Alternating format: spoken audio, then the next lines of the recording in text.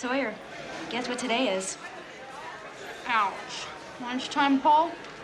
So what's the question? Yeah, so what's the question, Heather? Welcome to MsMojo, and today we're counting down our picks for the top 20 teen movies that aren't just for teens. Poetry, beauty, romance, love. These are what we stay alive for. For this list, we'll be looking at the best films that focus on teenagers, but can also be appreciated by adults thanks to mature themes or clever writing. We won't be including horror movies, which are usually aimed at adults anyway. If there's a teen movie you still love as an adult, tell us in the comments. Number 20, Jawbreaker. This lesser-known teen dark comedy may not have done well upon release. It's okay, Mars. We can't all be up to speed, can we, girl? But it has formed a cult following in the years since its release. During a prank gone wrong, a popular clique of girls accidentally kills one of their friends. Their attempts to cover it up lead to them inducting a new member who soon threatens their own popularity. Jawbreaker's similarity to a few other famous teen movies has been noted, but its distinct candy-coated aesthetic and adult humor and subject matter help make it a jaw-dropper, as well as a, well, you get it. Remember, everything is peachy keen. Number 19, The Edge of 17. Life is messy, and The Edge of 17 illustrates that perfectly. Haley Steinfeld's Nadine is a teen struggling to hold things together, suffering from depression and loneliness, particularly when her best friend starts dating her brother. Is it a girl thing that, like, you hooked up with him, so now you're emotionally attached? No. Are you unconsciously mad at me, maybe? And this is like some kind of revenge? Nadine. Are you unconsciously mad at yourself? And this is some kind of self-punishment? Because if that's what it is, then we can Will you stop? The film's portrayal of her awkwardness and struggles with mental health feel grounded and relatable. But there are lighter notes of comedy too, in particular between Nadine and Woody Harrelson's Mr. Bruner. Say something. Oh my God, say something, please, help me! You need to watch out for run-on sentences. It's sweet, romantic, funny, and real. The Edge of 17 may suggest a film on the cusp, but it's firmly in the camp of teen movies that can be enjoyed long after 17. It's confidence. Most confident person in the room wins every single time. It doesn't matter if it's real. It doesn't matter if they're pulling it straight out of their ass. People are dumb. They don't know the difference. Number 18, Juno. Little pink plus sign is so unholy. That ain't no Etch-a-Sketch. This is one doodle that can't be undid, Holmes Gillett. Figuring out love and life can be hard enough as a teen, but the eponymous Juno also has to deal with a very adult problem on top of everything else: pregnancy. Deciding to give the child up for adoption, Juno gets to know the prospective kid's new parents, while figuring things out with the baby daddy. I still have your underwear. I still have your virginity. God, would you shut up? What, are you ashamed that we did it? No. Because at least you don't have to have the evidence under your sweater. Juno tackles its coming-of-age story with a unique flair, balancing realistic stakes, stylized whip-smart dialogue, and an incredible soundtrack. It's a trendsetter that set the bar high for the teen films that followed it. Thundercats are go! Pull out! Number 17, Love, Simon. LGBTQ+ representation in film has often been lacking, but Love, Simon not only helps change that, it does so in a fantastic movie to boot. In case the message got lost somewhere, I just want you to know that I love you. And I'm really proud of you. I wouldn't change anything about you. Simon is a closeted gay teen who has to contend with being blackmailed about his sexuality and discovering who his mysterious online crush is. Simon's coming out is handled with tenderness and realism, with his parents being particularly supportive. You get to exhale now, Simon. You get to be more you than you have been in a very long time. It's a sweet, entertaining, and heartfelt teen rom-com that can be enjoyed no matter your age or orientation. Love, Simon is a win for love and for teen movies. Ready in? Yeah. All right, it's too beautiful a day, so I think I'm gonna actually take us on a little adventure. Number 16, Dead Poets Society. Captain, my captain. Sit down, Mr. Anderson. You hear me? Sit down. Set at an all-boys boarding school, Dead Poets Society follows the students of John Keating, an unconventional English teacher portrayed by Robin Williams. Keating's lessons are less focused on the content they're learning and more about the ways it can help them approach life and the way they see the world. And the boys take those lessons and run with them, charting new courses in their lives for better and for worse. Neil. Neil. You have the gift. What a performance. You left even me speechless. You have to stay in the car. Keating, you stay away from my son. While the struggles the boys go through are relatable for teens, you're never too old to be reminded to walk your own path or to seize the day. The powerful play goes on, and you may contribute a verse.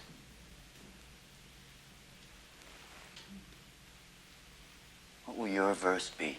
Number 15, The Perks of Being a Wallflower. Based on the 1999 novel of the same name, The Perks of Being a Wallflower has all the hallmarks of classic coming-of-age stories. Welcome to the island of misfit toys. Charlie is a shy high school freshman who's taken under the wings of Sam and Patrick, seniors who are going through their own struggles and realizations. However, the movie also tackles a lot of mature subject matter that can be a lot to handle at any age. How do you stop seeing it? Seeing what, Charlie? There is so much pain, and I don't know how to not notice it. Charlie suffers from severe depression and has repressed traumatic memories. Learning to deal with the highs and lows of life is important for everyone to figure out. And in this moment, I swear, we are infinite. Number 14, Lady Bird. Guess that's my date. You aren't gonna get in the car with a guy who honks, are you? I think, yes, I am. Greta Gerwig's solo directorial debut follows a high school senior, Christine, dealing with several troubled relationships as she prepares to head off to college. While Christine struggles with finding love and dealing with friendship drama, like in most teen movies, it's her relationship with her mother that sets the film apart. But do you like me?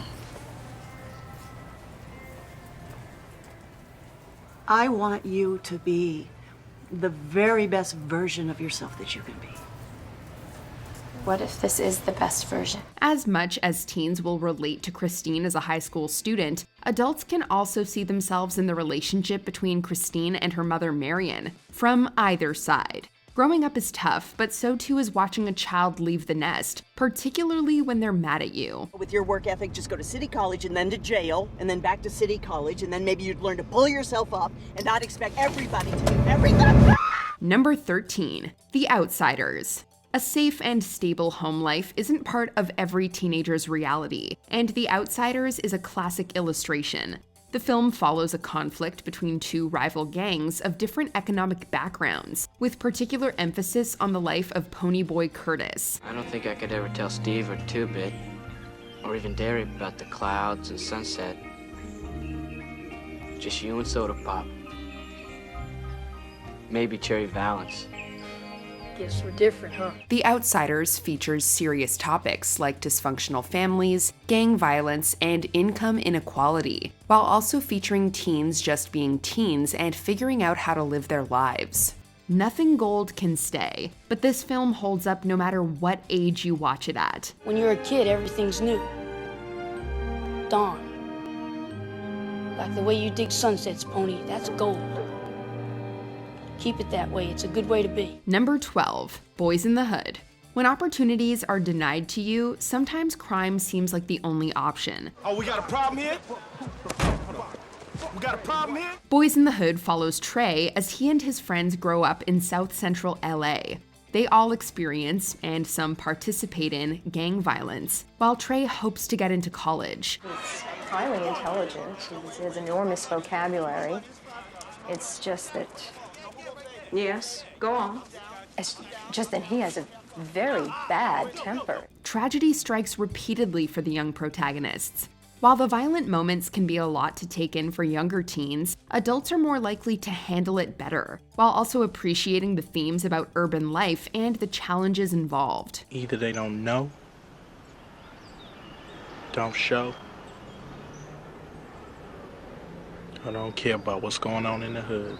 Number 11, Stand By Me. The characters in this film are on the verge of teenagerdom, but we still think this counts as a teen film. Yeah, we can even be on TV. Sure, we'll be heroes. Yeah. I don't know. Stand By Me follows a group of boys who set out to find the body of a missing kid. On their journey, they do a lot of growing up, experiencing dangers and learning more about themselves. Do you think I'm weird? Definitely. No, man, seriously. Am I weird? Yeah, but so what? Everybody's weird. The protagonists may be kids, but they struggle with adult problems, including violence from their peers, figuring out their passions, and grief over lost loved ones. Stand By Me feels timeless, and its appeal will last until you're old and gray. Number 10, Superbad. Well, she's gonna be at the party, and she's gonna be drunk, and she likes me at least a little, enough to get with me. A coming-of-age comedy film, Superbad follows two close friends who begin to drift apart as high school comes to an end, but whose last-ditch effort to be popular sees them in for one wild, embarrassing, life-changing night. Although the same director nearly turned our heads with Adventureland, Superbad's deft balance of laugh-out-loud, juvenile behavior, and adolescent angst about life's relentless changes won us over. It's green beer, for your information. You know what? I'm actually good right now. Thank you. The film can be enjoyed by teens and those who remember being teenagers in equal measure. Plus, who doesn't love McLovin? McLovin? What kind of a stupid name is that, Fogel? What, are you trying to be an Irish R&B singer? Number 9, Romeo and Juliet. Did my heart love till now? Forswear its sight. This reimagining of the Shakespeare play updates the classic tale of star-crossed lovers from feuding families to take place in the modern day.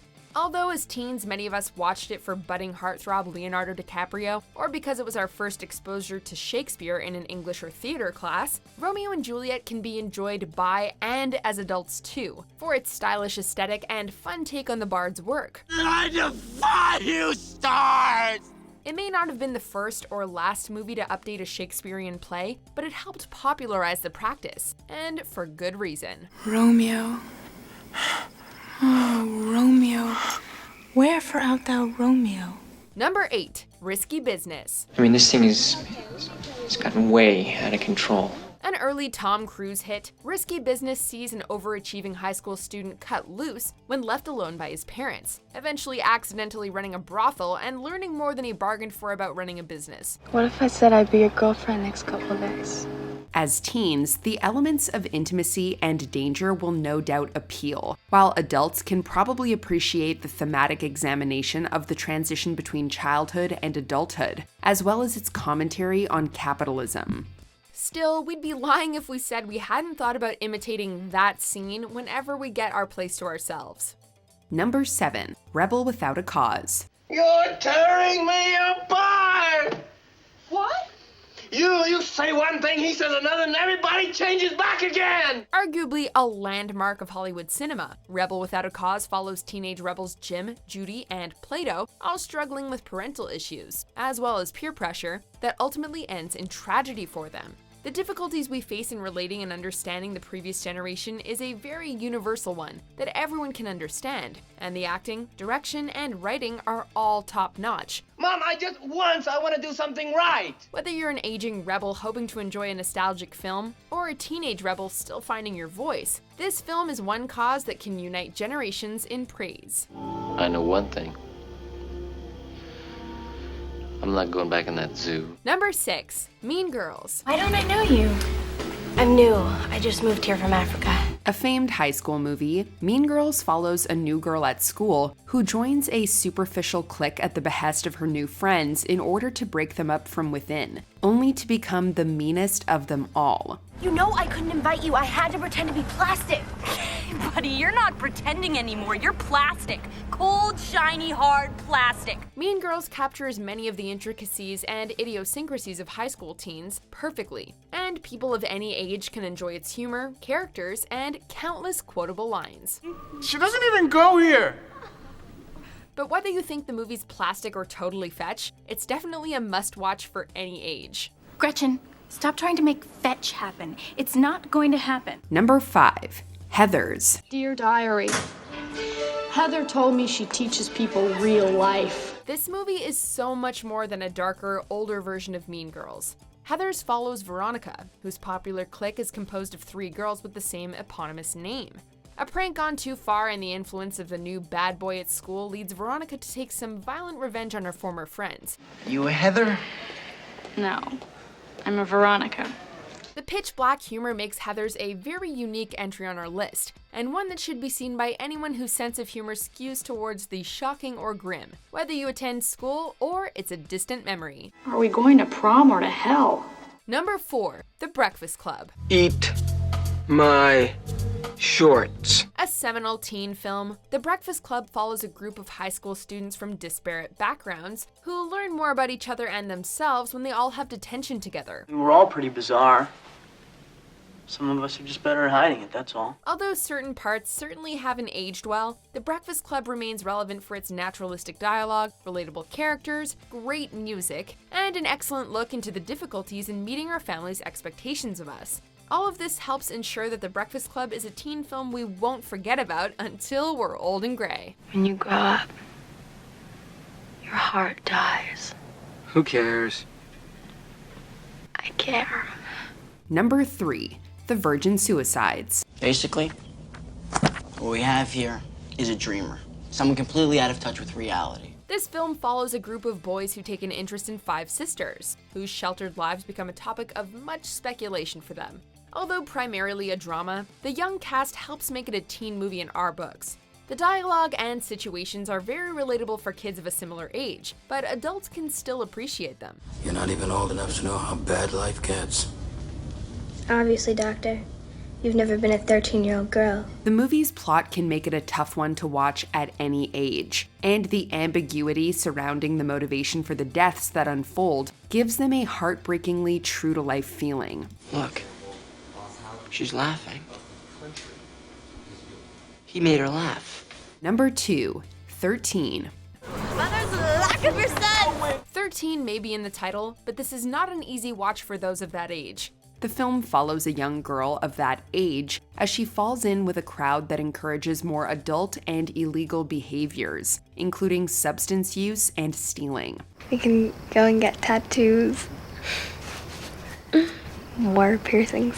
The fallout from these actions on each other and their families is quite sobering, and while 13 can be a good lesson to teens who find such behaviors glamorous, the movie is definitely geared more towards adults, who may also find a lesson on how to better reach or spend time with their children. Tracy, I'm really starting to lose it. Stop it, please. Before we continue, be sure to subscribe to our channel and ring the bell to get notified about our latest videos. You have the option to be notified for occasional videos or all of them. If you're on your phone, make sure you go into your settings and switch on notifications. Number 1, Cruel Intentions. She'll be my greatest victory. In yet another modern reimagining of a piece of classic literature, Cruel Intentions is based on Dangerous Liaisons and updates the story to follow wealthy New York teens instead of French aristocrats. The tangled web of blackmail, secrets, and seduction is very entertaining, even if it is in a guilty pleasure kind of way, since several of the main leads are just terrible people. Everybody loves me, and I intend to keep it that way. Whether you enjoy it for the attractive young leads or the double dealing and manipulation, cruel intentions they may be, but the result can still be rewarding. Now tell me, are you in or are you out? Do you agree with our picks? Check out this other recent clip from MsMojo and be sure to subscribe and ring the bell to be notified about our latest videos.